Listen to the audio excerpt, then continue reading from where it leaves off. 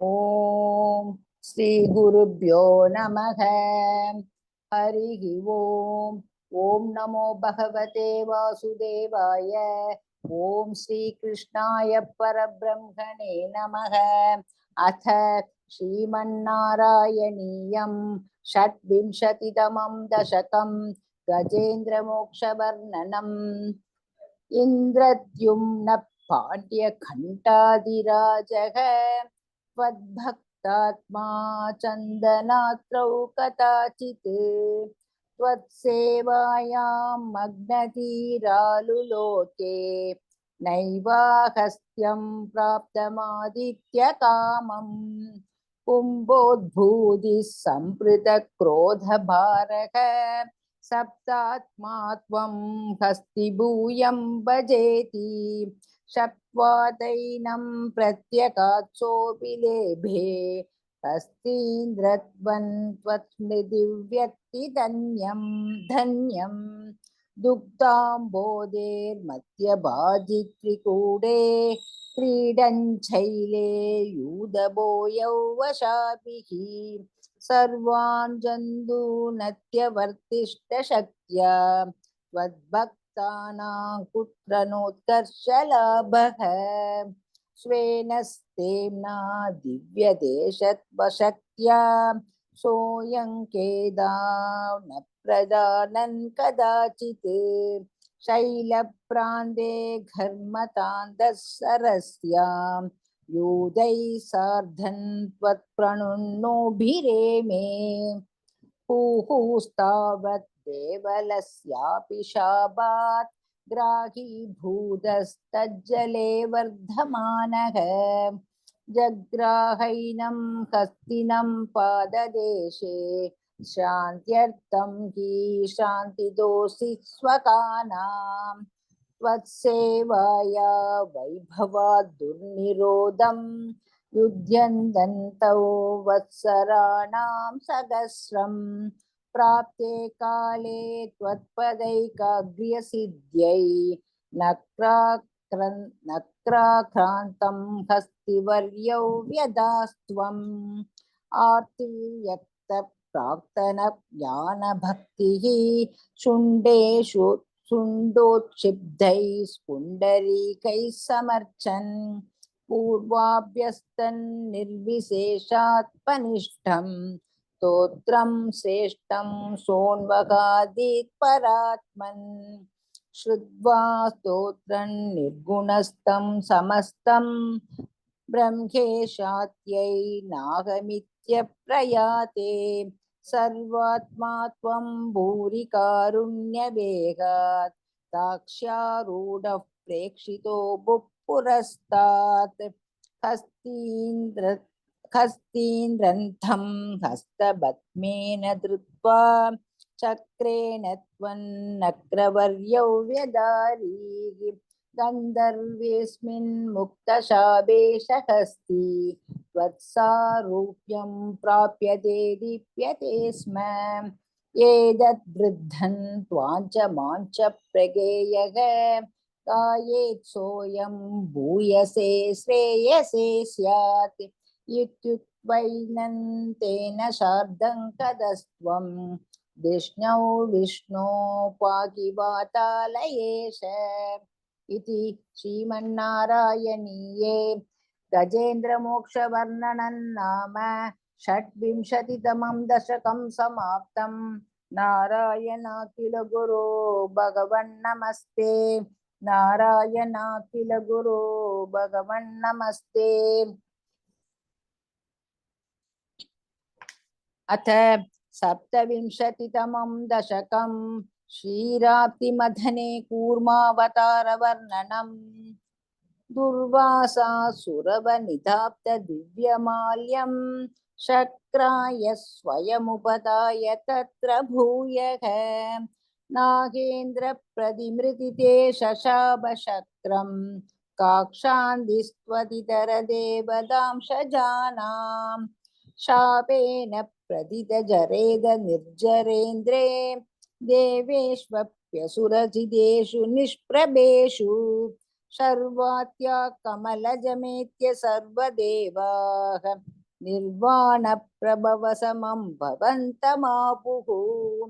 ब्रह्मात्यैस्तुतमहिमा चिरं तदानीं प्रादुष्यन् वरदपुरः परेण धाम्ना हे देवातिदिजकुलैर्विधाय सन्धिं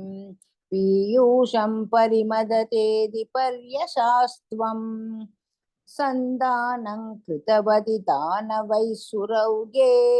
मन्दानन्नयति मदेन मन्दरात्रिं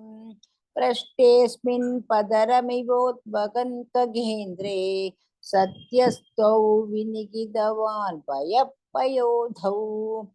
आधाय धृतमदवासुगिवरत्रा पादोध्वौ विनिगित सर्वबीजजाले प्रारब्धे मदनविदौ सुरासुरैस्तैः व्याजात्वं भुजगमुखे करोऽसुरारीन् शुब्दात्रौ शुभिदजलोतरे तदानीं दुक्ताप्तौ गुरुधरपारथो निमग्ने देवेषु व्यदिततमेषु तत्प्रियैषी प्राणैषि कमरदनुं कठोरपृष्ठाम् वज्रादिस्थिरधरकर्परेण विष्णो विस्तारात् परिगदलक्षयोजयेन अम्बोदे गुगरगदेन वर्ष्मणा त्वं निर्मग्नं क्षितितरनादमुन्निनेत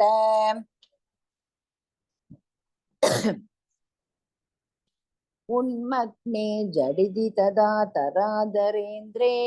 निर्मेदुर्दृढमिग सम्मदेन सर्वे आविश्य द्विदयगणेऽपि सर्वराजे वैवश्यं परिशमयन्न विवृधस्तान् उद्दाम प्रमणजवोन्नमद्गिरीन्द्रन् यस्तैगस्तिरतरहस्तपङ्कजन् त्वाम् अभ्रान्ते विधिगिरिशादय प्रमोदात् उद्भ्रान्तानुनुवुरुपात पुष्पवर्षाः दैत्यौघे भुजगमुखानिलेन तप्ते तेनैव त्रिदशकुलेऽपि किञ्चितार्ते कारुण्यात् तव किल देव वारिवाहाः प्रावर्षन्नमरगणान्न दैत्यसङ्गान् उद्भ्राम्यत् पगुदिमिनक्रचक्रवाले तत्राप्तौ शिरमदितेऽपि निर्विकारे एकस्त्वं करयुगकृष्णसर्पराजः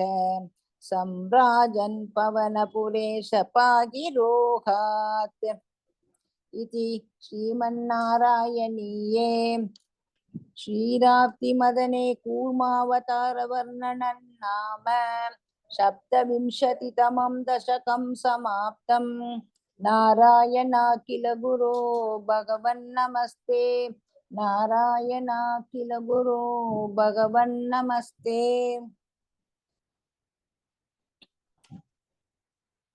अथ अष्टाविंशतितमं दशकम्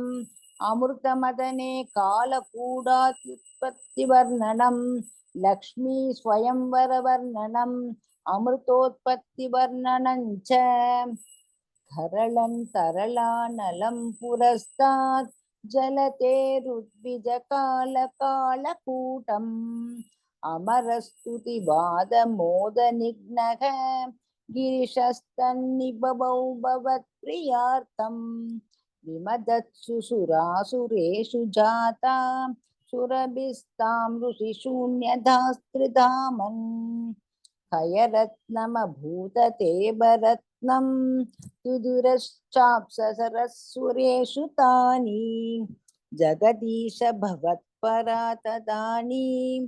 कमनीया कमला बभूव देवी अमलामवलोक्य या विलोलक सगलो बिस्मृगयां बभूव लोकः त्वयि तत्तकृते तदैव देव्यै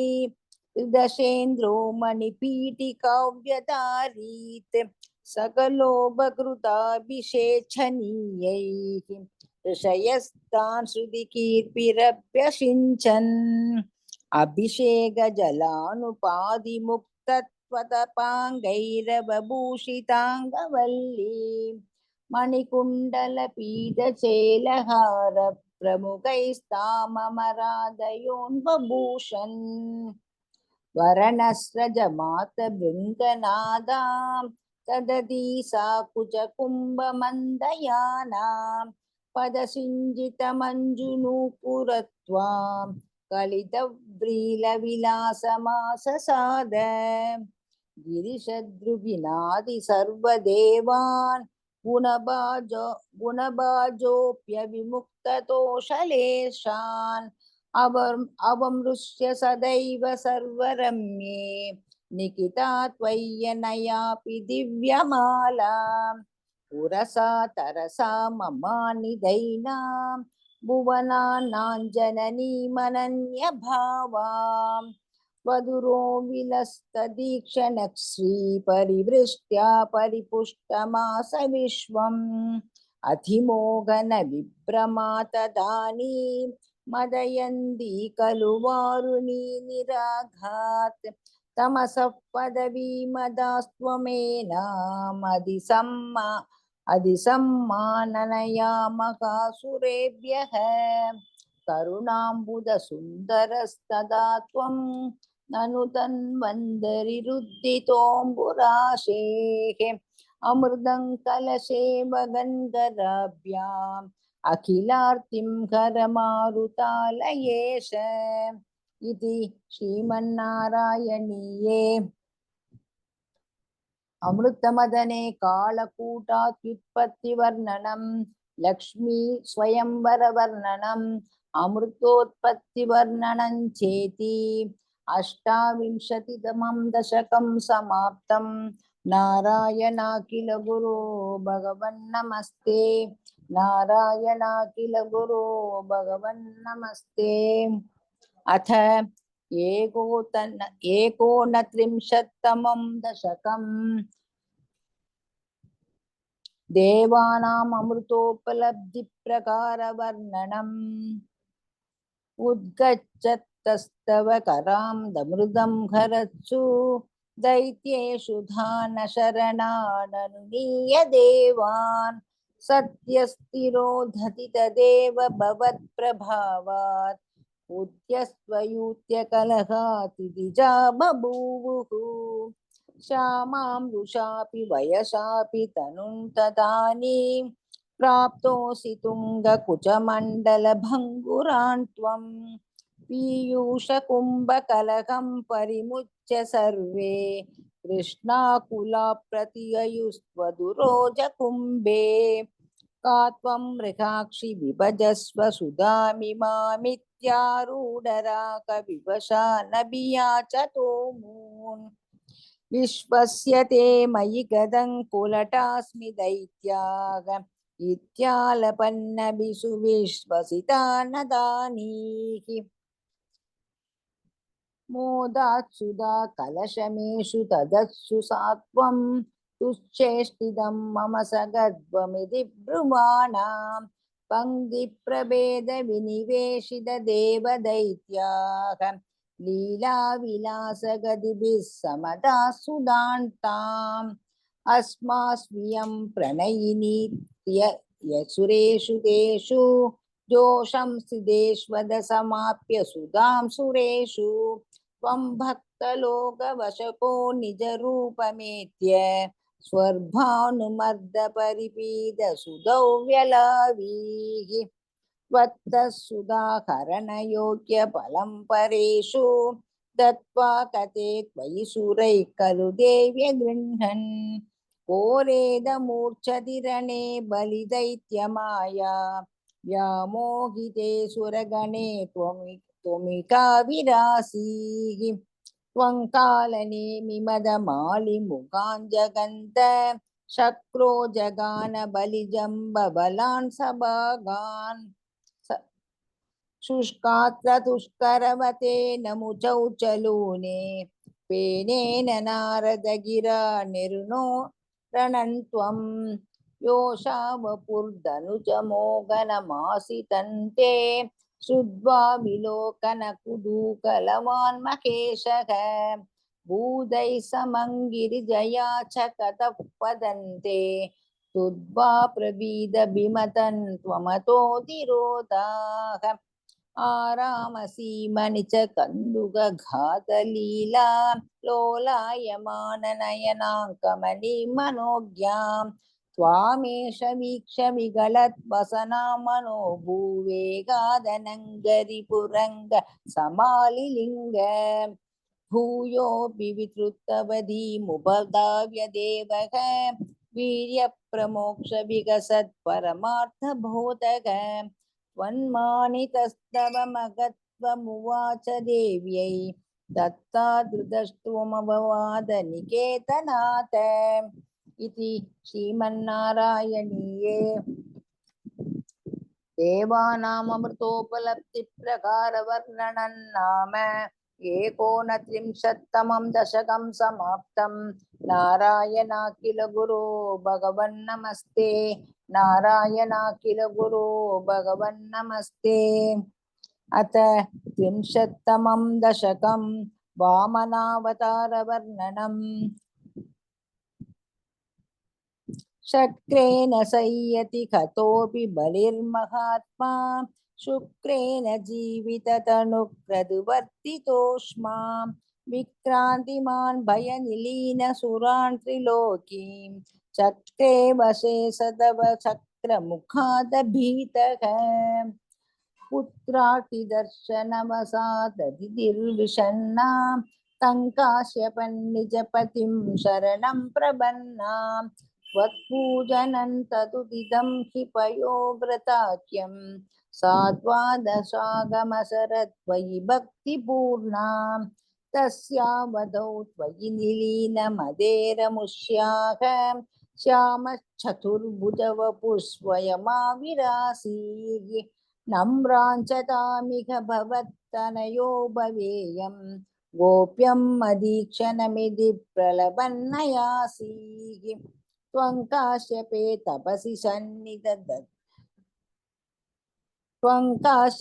तपसि सन्निधदधानीं प्राप्तोऽसि गर्भमदिते प्रणुदो विधात्र प्रासूद च प्रकट वैष्णव दिव्यरूपं साद्वादशि श्रवण पुण्यदिने भवन्तं पुण्याश्रमन्तमपि वर्षति पुष्पवर्षैः हर्षाकुले सुरकुले कृतदूय घोषे पद्माञ्जलिं जय जयेति नुद पितृभ्यां त्वन्तक्षणे पडुतमौ वडुरूपमाताः तावत् प्रजापतिमुखैरुपनीयमौञ्ची दण्डाजिनाक्षबलयादिभिरच्यमानः ते दीप्यमान बहुरीश कृदाग्निकार्यग त्वं प्रास्थिता बलिगृहं प्रकृता स्वमेधम् गात्रेण पाविमहिमोचित गौरवं प्राक् व्यावृण्वदेव धरणीं चलयन्नयासीः छत्रं परोष्मदिरणार्धमिवादधानग दण्डं च दानव जनेष्विव सन्निधातुं तान्नर्मथोद्धरतटे हयमेधशालाम् आसेतुषि त्वयि रुचा तव रुद्धनेत्रैः बाष्वान् किमेष दगनोऽनुसनत्कुमारः योगीनुगोयमिति शुक्रमुखैः शशङ्के आनीदमाशु भृगुभिर्मगसाभिभूतैः त्वां रम्यरूपमसुरः पुलकावृदाङ्कः भक्त्या समेत्य सुकृति परिनिज्य पादौ तत्तोयमन्वधृतमूर्तनि तीर्थतीर्थं प्रह्लादवंशजतया कृतिभिर्द्विजेषु विश्वासतोऽनुददितन्ति द्विजोऽभिलेभे यत्ते पदाम्बुगिरिशस्य शिरोभिलाल्यं सत्वौ विभो गुरुपुरालय पालयेताः इति श्रीमन्नारायणीयम् वामनावतारवर्णनं नाम 30तमं दशकं समाप्तं। नारायणाखिल गुरो भगवन्नमस्ते। नारायणाखिल गुरो भगवन्नमस्ते। अथ 31तमं दशकं बलिदर्भकर्णवर्णनम्। प्रीत्या दैत्यस्तव तनुमख प्रेक्षणात् सर्वदापि त्वामारात्यन्नजितरसयन्नञ्जलिं सञ्जगात। मत्तः किं ते समभिलषितौ विप्रसूनोत्पदत्वं विक्तं भक्तं पवनमवने वापि सर्वं प्रदास्ये। तामक्षीणां फलिकिरमुभा कर्ण्यकारुण्यपूर्णो व्यस्त्योत्सेखं शमयितुमना दैत्यवंशं प्रशंसन् भूमिं पादत्रयपरिमितां प्रार्थयामासि तत्त्वं सर्वं देहीति तु निगदिते हत्यकास्यन्नमा स्यात्। विश्वेशं मां त्रिपदमिककी याचसे पालिशस्त्वं सर्वां भूमिं वृणुकि ममुने द्यालपत्वां सदृभ्यन् यस्मात् दर्पात् त्रिपदपरिपूत्य क्षमकक्षेपवादान् बन्धं चासावगमददर्भो विकाटोपशान्त्यै। पादत्रय्या यदि न मुदितो विष्टभैर्नाभिदुष्येत् इत्युक्तेऽस्मिन् वरद भवते तादुकामे ततोऽयं दैत्याचार्यस्तव खलु परीक्षार्थिनः प्रेरणार्थं मामादेयं हरिरयमिदु व्यक्तमेवाबभाषे। या सत्ये वै यदि स भगवान् पूर्णकामोऽस्मि सोऽहं दास्याम्येव स्थिरमिति वदन् काव्यशब्दोऽभिदैत्यः विन्ध्यावल्या निजदयितया दत्तपात्याय दुभ्यं चित्रं चित्रं सकलमपि स प्रापयत्तोयपूर्वम्। निस्सन्देहं तिथिकुलपदौ त्वय्यशेषार्पणन्तद् यादन्वाणे मुमुचुऋषयः सामराः पुष्पवर्षं दिव्यं रूपं तव च तदितं पश्यदा विश्वभाजा उच्चैरुच्चैरवृदधवतीहृत्य विश्वाण्डभाण्डम् त्वत्पादाग्रन्निजपदगतं पुण्डरीकोद्भवोऽसौ कुण्डितो यैरसिचदपुनाद्यज्जलौ विश्वलोकान् हर्षोत्कर्षाशुभगुणनुरुते केशरैरुद्धवेऽस्मिन् बेरिन्निघ्नन् भुवनमसरज्जाम्बवान् भक्तिशाली तावद्दैत्यास्त्वनुमधिमृते बद्धुरारब्धयुद्धाः देवोपेदैर्भवदनुचरैः सङ्गदा भङ्गमापन् कालात्मायौ वसति पुरदो यद्वशात् प्राग्जिदास्मः किं वो युद्धैरिति बलिगिरा तेदपादालमाबुः पाशैर्भक्तं पदगपदिना दैत्यमुच्चैरवादीः तार्तीगन् दिश मम पदं किन्न विश्वेश्वरोऽसि पादं मूर्ध्नि प्रणय भगवन् नित्यकम्बौ वदन्तं प्रह्लादस्तं स्वयमुपगतो मानयन्नस्तमीद्वाम् सर्वोचित्यै विकितमखिलं दैत्यसिद्धोऽसि पुण्यैः लोकस्तेस्तु त्रिदिव विजयी वासवत्वं च पश्चात् मत्सायुज्यं भजस पुनरित्यन्वगृह्णान् बलिं त्वं बिभ्रैः सन्दानितमघवरः पागिवातालयेश इति श्रीमन्नारायणीये बलिदर्भकर्णवर्णनं नाम 31तमं दशकं समाप्तं। नारायणाखिल गुरो भगवन्नमस्ते नारायणाखिल गुरो भगवन्नमस्ते अथ श्रीमन्नारायणीयं द्वात्रिंशत्तमं दशकं मत्स्यावतारवर्णनम् पुरा हयग्रीवमकासुरेण षष्ठान्तरान्दोद्यतकाण्डकल्पे निद्रोन्मुखब्रह्ममुखादृतेषु वेदेष्वदित्सः किल मत्स्यरूपम्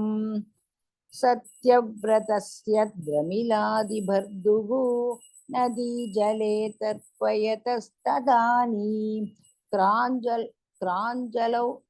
क्राञ्जलौ संवलिताकृतिस्त्वम् अदृश्याता कच्चन बालमीनः क्षिप्तञ्जले त्वां चकितौ विलोक्य निन्येम्बुपात्रेण मुनिस्वगेहं स्वल्पैरकोभिः कलशीञ्च कूपं वाबिं सरक्षानशिषे विभो त्वं योगप्रभावात् भवतज्ञयैव नीदस्तदस्त्वं मुनिना पयोधिं पृष्टो मुना कल्पति दृक्षुमेनं सप्ताहमास्वेदि वदन्नयासीः प्राप्ते त्वदुक्तो हनिवारिधारा परिप्लुते भूमितले मुनीन्द्रः सप्तर्षिभिः सार्धमपारवारिन् युद्गूर्णमानः शरणय्ययौ त्वाम् त्वदादेश करीमवाप्तां नौरूपिणी मारुरुहुस्तदा ते तत्कम्बकम्प्रेषु सतेषु भूयग त्वमम्बुधेराविविरभूर्महीयान् जशाकृतियोजनलक्षदीर्घां तदा नमुच्चैस्तरतेजसं त्वां निरीक्ष्य तुष्टा मुनयस्त्वदुक्त्या त्वत्तुङ्गशृङ्गे धरणिं बबन्धुः आकृष्टनौको मुनिमण्डलाय प्रदर्शयन् विश्वजगद्विभाकान् संस्तूयमानो नृवरेण तेन यानं परञ्चोपदिशन्नशारीः कल्पावतौ सप्तमुनीन् पुरोवत् प्रस्थाप्य सत्यौ व्रतभूमिपन्तं